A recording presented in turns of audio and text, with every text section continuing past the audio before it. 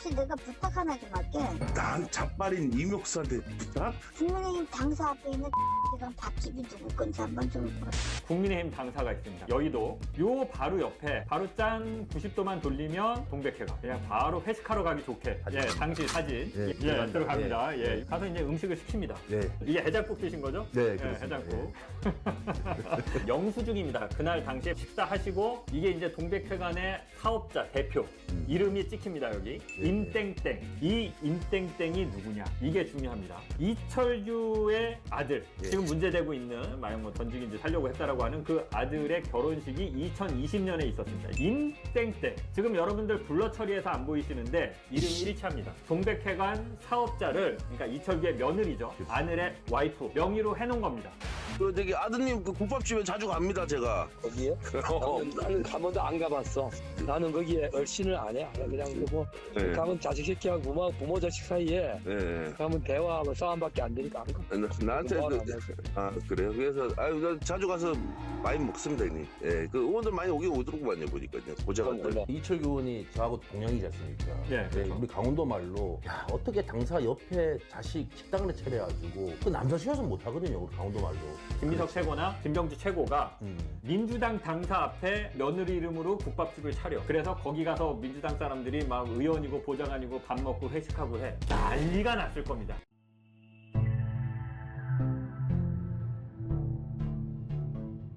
극우 유튜버가 이명수 기자님한테 전화를 겁니다. 명수 씨 내가 부탁 하나 좀 할게. 난 자빨인 이명수한테 부탁? 저 진짜 뭐예요 근데? X백회관이 누구 건지 좀 한번. 회관? 회관 나 찍어봐요. 어디 회관? 국민의힘 당사 앞에 있는 X랑 밥집이 누구 건지 한번 좀. 그래 잠깐만. 그러면 재밌을 거야 아마. 국민의힘에 국민의힘 앞에 21이라고 건물 하나 있지. 빈 건물 하나 있지. 그거 보면 지하에 X회관이라는 밥집이 있어. 있어요? 네. 그게 작년 9월 30날쯤에 생겼어. 오픈했어요? 그 누구 건지 좀 봐봐. 거기가 뭐 누님이 그 파악하고 있는 게 뭐예요? 근데 동백회관은 누구 거냐고 내가 힌트를 주는 거야. 그래요? 거기가 국민의힘하고 좀 뭐가 있다는 거죠? 나는 이 X회관이 어쨌든 제일 수상하다고 내가 여기는 부분이야. 이 X회관이 아마 이 공천과 관련돼 있지 않나 이런 생각을 해. 오케이 알았어 누나. 알았어 그럴게. 끊을게. 여러분들 뭐 다들 아시겠지만 작년 2월 28일이면 시점이 총선 전이죠. 근데 이 식당이 언제 생기냐? 2023년 9월에 생깁니다. 그렇습니다. 그러니까 총선을 몇 달 남겨놓고 그렇죠. 이제 총선 그 분위기가 시작될 때 생깁니다. 그래서 이게 이 안에서는 이미 다 얘기가 돈 거야. 그때 찌라시도 돌고 다 그렇죠. 이거 이철규 거다. 국민의힘 당사가 있습니다. 여의도 요 바로 옆에 바로 짠 90도만 돌리면 이렇게 보입니다. 동백회관. 바로 옆에 있는 거죠. 그러니까 국민의힘 요 문으로 나오면 보이는 게 바로 동백회관인 겁니다. 여기다 차린 거지 이제. 바로 앞이네 바로 앞. 그냥 바로 회식하러 가기 좋게. 이명수 기자님의 취재 스타일을 여러분들이 보실 수 있는데 그냥 듣고 가만히 있지 않습니다. 바로 갑니다. 그렇죠. 바로 갑니다. 땡땡 회관을 확인을 한 거죠. 당시 사진 들어갑니다. 가서 이제 음식을 시킵니다. 이게 해장국 드신 거죠? 네, 그렇습니다. 해장국.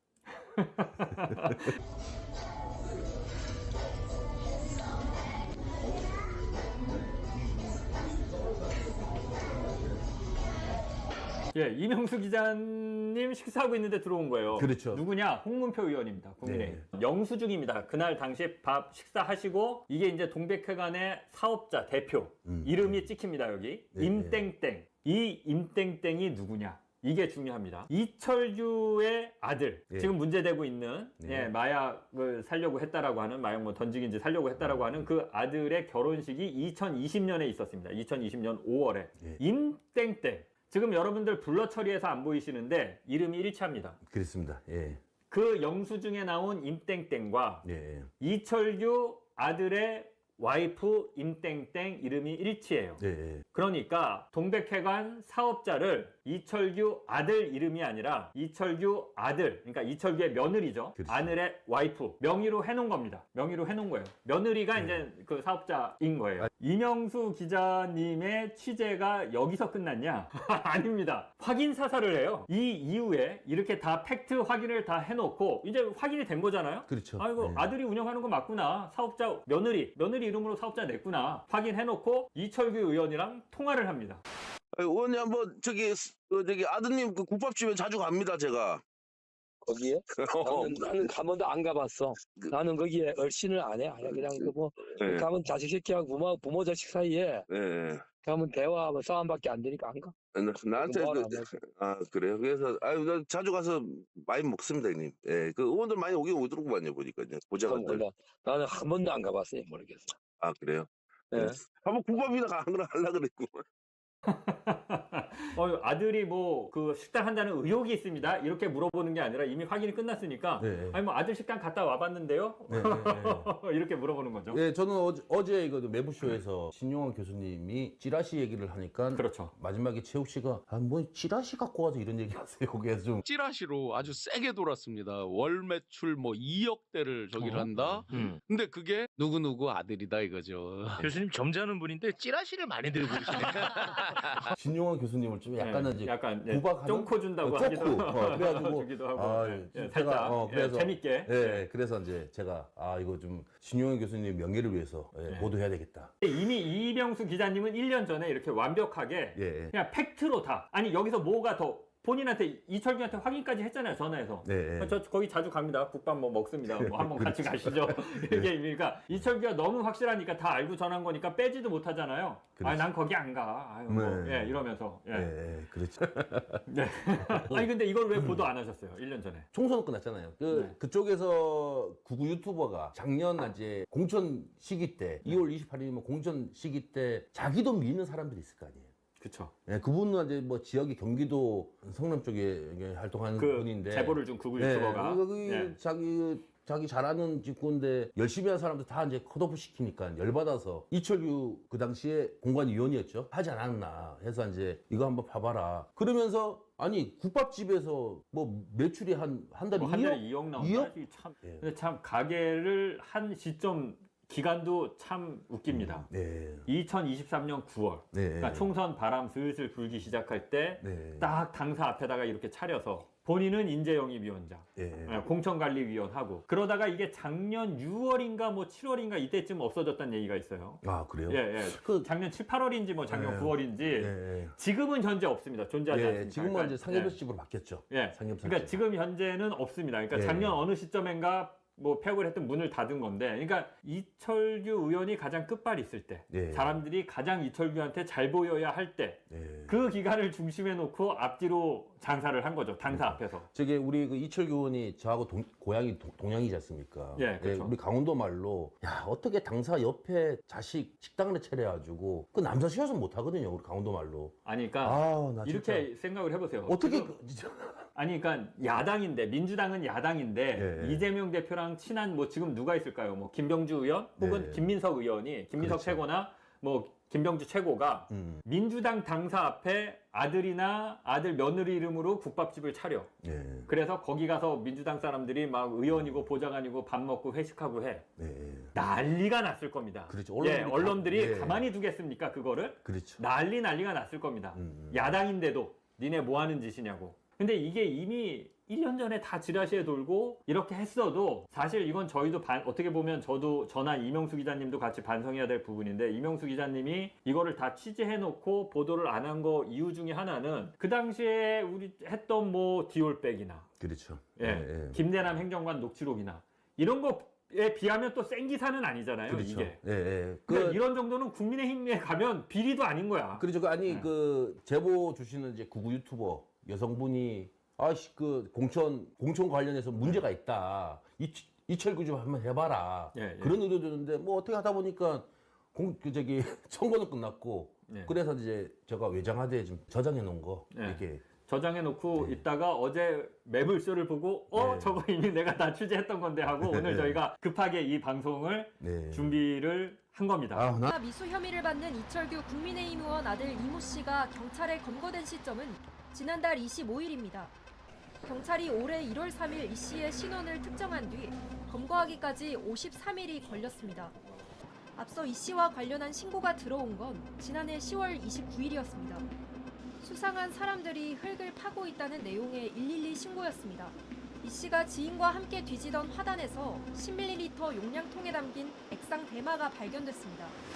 피의자 특정과 검거까지 오랜 시간이 걸린 배경에 대해 경찰 관계자는 이 사건은 통신 수사를 함께 했기 때문에 자료 분석에 시간이 소요됐다고 해명했습니다. 또 마약 사건은 바로 검거하는 경우가 있지만 범죄 혐의에 대해 보강 수사를 해야 한다고도 덧붙였습니다. 이 씨가 이 의원의 아들이라는 사실은 검거 단계가 아닌 조사 과정에서 알게 됐다고 설명했습니다. 경찰 고위 관계자는 이 의원이 경찰에 연락한 적이 있냐는 질문에 나는 받은 적이 없지만 잘 모르겠다고 답했습니다. 이 씨는 과거에도 마약 관련 혐의로 적발됐지만 검찰에서 불기소된 기록이 있는 것으로 확인됐습니다. 국민의힘 이철규 의원의 아들이 마약을 구하려다가 미수에 그친 사건이 오늘 다시 뜨거워졌습니다. 경찰이 오늘 이 사건과 관련해서 브리핑을 진행한 건데요. 10월 29일 112 신고가 들어왔고 1월 3일 피의자 신원을 특정을 했습니다. 그리고 2월 25일 피의자를 검거한 건데요. 특정부터 검거까지 53일이 걸린 겁니다. 모발 정밀 감정은 그 이후에 이뤄졌다고 합니다. 그러자 곧바로 이런 질문이 나왔습니다. 신원 특정 후에 모발 검사까지 너무나도 오래 걸린 게 아니냐라고 말입니다. 혹시 늑장 수사 아니냐 이런 맥락으로 읽히는데요. 그러자 경찰은 이렇게 설명했습니다. 마약 상선을 잡기 위한 수사 등을 함께 하느라 그랬다고 말이죠. 하지만 이런 설명에 대해서 통상의 수사 과정과 비교해봤을 때 논리적으로 맞지 않다 이런 반박이 나오고 있습니다. 이게 논리적으로 안 맞는 이야기죠. 이 사람을 잡아야지 상선을 특정을 하지. 이 사람을 그대로 놔둔 상태에서 상선을 잡을 방법은 그 마약 수사라는 것은 투약사범 아니면 이게 그 매수사범에서 공급사범으로 타 올라가는 수사인데 일단 이게 단계별로 해서 사람을 일단은 특정을 하고 체포를 하고 검거를 하고 그런 절차로 타고 올라가는 수사거든요. 공교로운 부분은 또 한 가지 있습니다. 한 언론은 이철규 의원 아들을 수사했던 형사과장이 최근 총경 승진 명단에 이름을 올렸다고 보도했습니다. 단순히 정치인 아들 마약 미수 사건으로 끝날지 더 큰 사건으로 번질지 관심이 모아집니다. 금감원이 삼부 토건이 이른바 우크라이나 재건주로 뜨는 과정에서 수백억 원대 주가 조작이 있었던 정황을 포착했습니다. 지난해 저희 뉴스룸은 이른바 해병대 단톡방을 보도해드렸는데 거기에는 도이치모터스 주가 조작 공범에 3부 체크하라는 메시지가 나옵니다. 김지아 기자입니다. 지난해 6월 JTBC는 임성근 전 사단장의 구명로비 의혹과 연관된 한 단톡방을 입수해 보도했습니다. 해병대 출신들이 모인 멋쟁 해병이란 이름의 대화방입니다. 이곳에 도이치모터스 주가 조작 컨트롤 타워로 알려진 이종호 씨가 있었습니다. 임 전 사단장 등과의 약속 이야기를 하다 뜬금없이 3부 내일 체크하고라고 말합니다. 당시엔 무슨 의미인지 명확치 않았습니다. 메시지를 보낸 날은 2023년 5월 14일입니다. 바로 다음 날 우크라이나 대통령 영부인 젤렌스카 여사가 한국에 도착했고 그 이튿날 김건희 여사를 접견했습니다. 며칠 뒤 3부 토건은 우크라이나 재건 MOU를 발표했습니다. 이른바 우크라이나 재건 테마주가 됐고 급상승을 시작했습니다. 대화가 오갔던 5월, 1,000원대였던 3부 토건의 주가는 7월 5,000원대까지 뛰었습니다. 주가 조작 의심이 일었고 금융감독원은 지난해 9월 조사에 착수했습니다. 보면 바로 사법 절차로 넘어갈 수는 없고요. 저희가 이 조사 절차를 진행하는 게 원칙에 맞습니다. 그리고 최근 금감원은 이 기간 3부 토건 대주주 일가와 경영진이 100억 원대에 이르는 시세 차익을 거둔 정황을 파악한 것으로 확인됐습니다. 반면 3부 토건의 우크라이나 사업은 진전이 없는 것으로 확인됐고 지난달 24일엔 법정 관리 개시를 신청했습니다. 야당 정무위원들은 오늘 성명을 내고 김건희 여사 계좌 관리인이었던 이종호 씨가 3부 토건 사건에도 핵심 인물로 지목된 것은 우연이 아니라며 김건희 특검을 실시해야 한다고 촉구했습니다. 제가 지난 브리퍼 특집 때 저희 지난주 금요일에 했었습니다. 화제의 브리퍼 특집. 김건희를 이제 조만간 검찰이 단두대에 세울 거다라고 했는데 금감원도 합류했구나. 저는 이 생각이 들어요.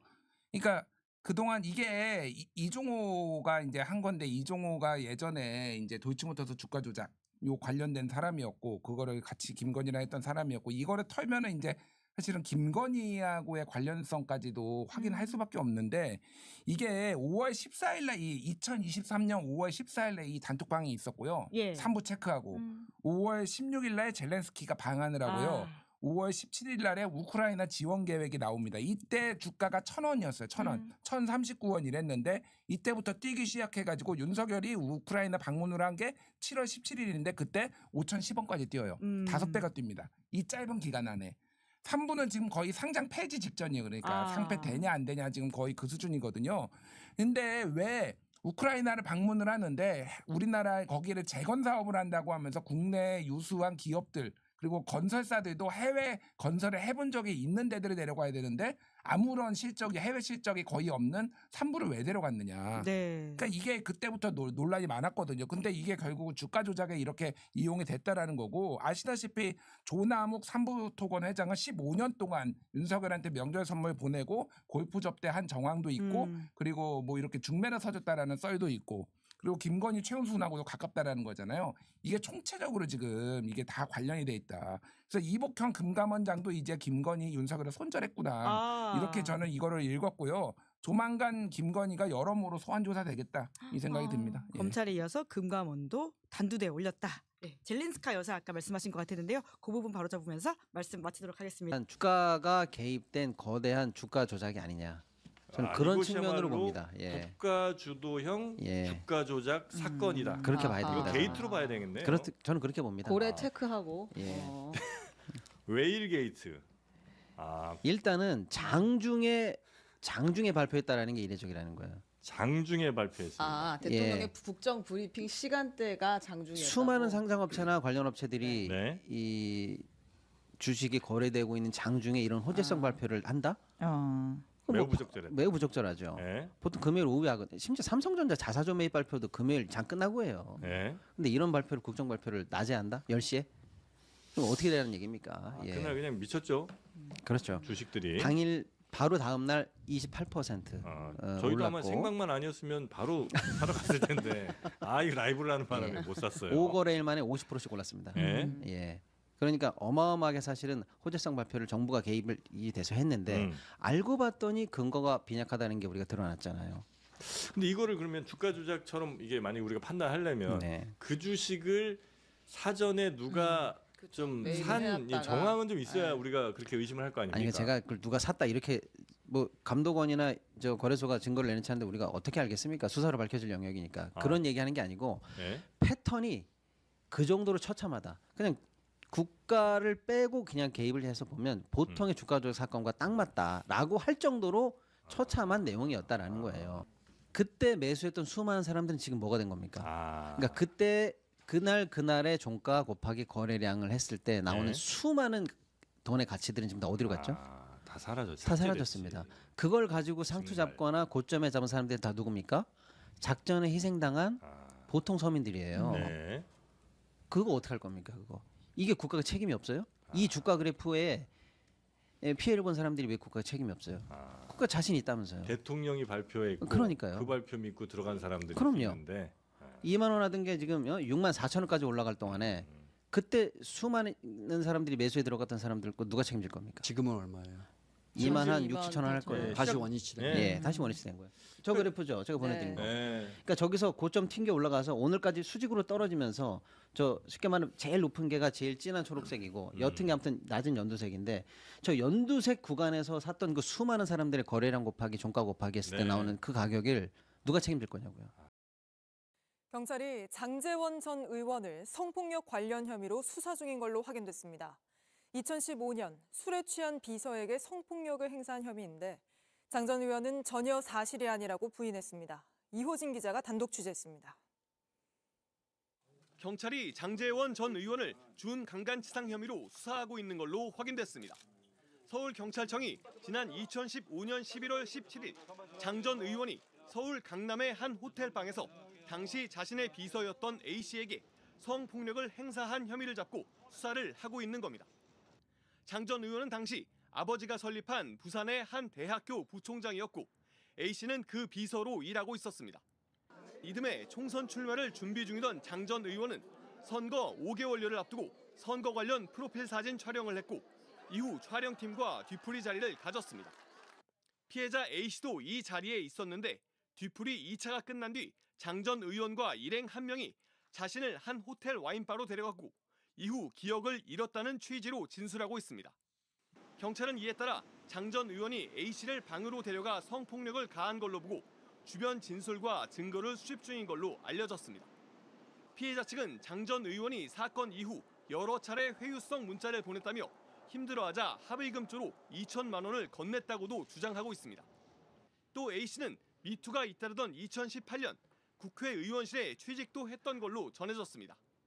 이에 대해 피해자는 지역에서 권력이 센 장 전 의원 일가가 무서워 사실을 말하지 못했었다는 입장입니다. 또 그럼에도 오랜 기간 자괴감과 트라우마에 시달리다 고소를 결심했다고 고소 이유를 밝히고 있습니다. 반면 장 전 의원은 JTBC에 당시 술을 마셨지만 2차 술자리가 끝난 뒤 집에 돌아갔다면서 호텔에 간 적도 없다고 해명했습니다. 성폭력을 행사한 사실이 전혀 없다는 겁니다. 또 A씨에 대해선 의원실에서도 같이 일을 했고 선거 운동에 적극 나설 만큼 관계가 좋았다면서 성폭행 주장 자체가 사실이 아니기 때문에 합의금조로 돈을 준 적도 없다고 했습니다.